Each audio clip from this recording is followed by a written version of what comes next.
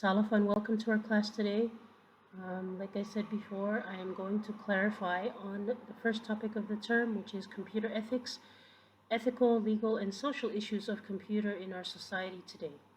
Okay, so basically the negative and positive impacts of digital technologies in our society. What is ethics? Ethical issues deal with the way people behave. Okay, this is very important to understand. For example, at work as a teacher, we have what we call work ethics. And work ethics are basically just guidelines or principles that tells us teachers how to behave at work. For example, appearance. Okay, that's one of the work ethics that we have at work. Appearance meaning you have to come to work with modest clothes, nice, neat, and tidy. Um, Nothing too short or up above the knee. So everything should be modest. That's one of the work ethics that we have at work. Similarly, in the computer world, we have what we call computer ethics. Okay, and that is just rules and guidelines on how to use the computer, okay, for the benefit of society. Okay, so that's what computer ethics is. Good, honest rules or guidelines on how to use the computer and also protect the data inside.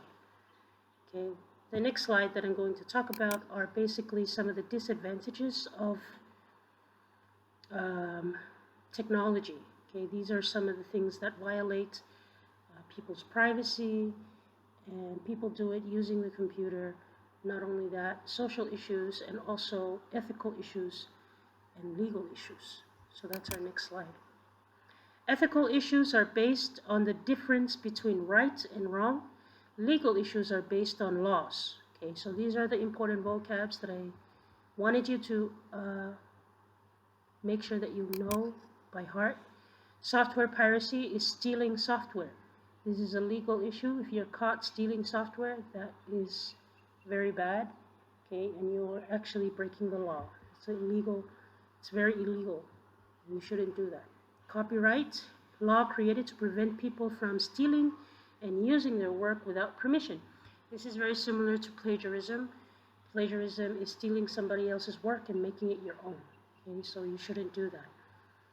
Individual privacy is the protection of confidential information. Confidential information means private information. Only few people know about it.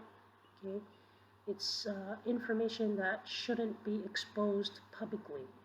So your individual privacy is very important and you need to protect it. However, there are some platforms, social media platforms, that a lot of us expose our individual privacy. For example, Facebook, Instagram, TikTok, all those websites that are online where you share your personal life and your posts.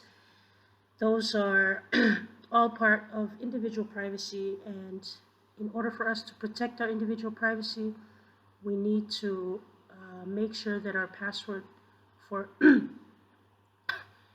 our passwords online is very strong, which means that you need to create passwords that are difficult to guess. A lot of times, many people create the same passwords throughout all their social media platforms. For example, I would have a password called Besenga for my Facebook page, and I would also have Besenga as a password for my Instagram, and the same password for my church account, and the same password for my bank account. That is not safe. So very important that you try and do your best to create difficult passwords and different passwords from all of your accounts online. That way, the hackers won't find it easy to hack your accounts. Intellectual property is work that comes from someone's mind and creativity. Okay? This includes books, design, ideas, art, speeches. These things are protected by law. Okay, intellectual property, very easy to understand. Work that comes from someone's mind. It's somebody's creativity, their own design. So you cannot copy that. That's why in English class, when you do your essays, the teachers ask you to do in-text referencing. In-text referencing is basically acknowledging the author, and also when the book was published, or where did you find the piece of information that you got from. Everything is protected by law. And everything that you see online, ideas, designs, creativity, it belongs to somebody. So making sure that you're not cheating. This is also plagiarism as well, connected to plagiarism. Moving on, social issues. We already touched on social issues on the notes. Identity theft and cyberbullying. Identity theft is using social media platforms, pretending or stealing somebody's identity just to get something, whether it's a bank account number or whatever it is, whatever the reason is, it is still unethical and still unmoral and not right to practice identity theft. Okay, there's always a reason behind identity theft. How can we protect ourselves from identity theft? We need to make sure that we have, again, strong passwords for our accounts. Not only that, it's good to also search yourself up on Google sometime to check if your name pops up on some website. Maybe you have not created an account on that website, but it is there. That means somebody is actually pretending to be you and actually stealing your identity to do something. So that's very important. Cyberbullying is targeting somebody in a mean and unkind way, threatening their life. And a lot of times this happens on social media where kids create memes that has mean comments about somebody, or a picture that looks funny and they make nasty comments about it. These are all cyberbullying, using the computer to put harm on somebody else. That's what cyberbullying is. Okay, moving on. We have data threats. We need to understand data files can be lost, stolen, and damaged in a number of ways, and these are just the number of ways: power failure, power surge, natural disaster, virus attack, and unauthorized access. Make sure you know what a hacker is. A hacker is a person who breaks into the computer system to steal and damage files. Okay, so make sure you know that. How do you fix these? Things? Power failure. How do you avoid power failure? You connect your computer to a UPS, which is a backup power supply, power system. Okay, for power surge, you need to use a surge protector, okay, that protects computer systems from surges, spikes, and brownouts. Natural disasters, this is just referring to when an earthquake or a storm comes and you are prepared with backup files already. So you need to back up files regularly and store backup copies somewhere safe.